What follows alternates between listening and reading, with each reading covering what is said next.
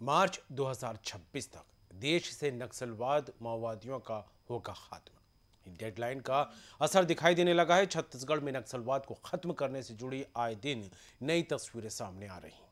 सरकार की नीति, रणनीति, सुरक्षा जवानों का लगातार एक्शन और नक्सलियों का लगातार आत्मसमर्पण ये बताता है कि अब जल्द ही लाल आतंक का आतंक खत्म होने वाला है।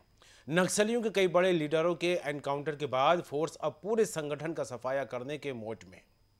बस्तर में सुकमा, नारायणपुर, कांकेर और बीजापुर का बड़ा हिस्सा अभी भी नक्सल प्रभावित माना जा रहा है, जबकि केंद्रीय गृह मंत्री अमित शाह की ओर से मिशन 2026 के तहत तय की गई डेडलाइन में अब महज 5 महीने का वक्त ही बचा है।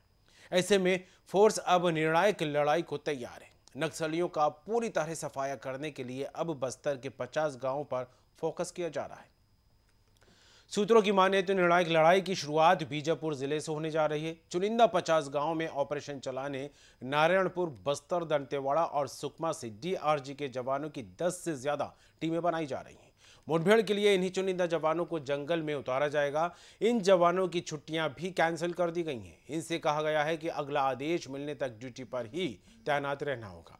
फोर्स ने बीते दिनों में जिस तरह अबूझमाड़ और कर्रे गुट्टा में बड़ा ऑपरेशन चलाया, इस बार भी उसी लेवल का ऑपरेशन लॉन्च करने की तैयारी है। अबूझमाड़ में नक्सल संगठन के महासचिव बसवा राजस्व का एनकाउंटर फोर्स ने नक्सलियों के खिलाफ अब तक की सबसे बड़ी उपलब्धि हासिल की थी।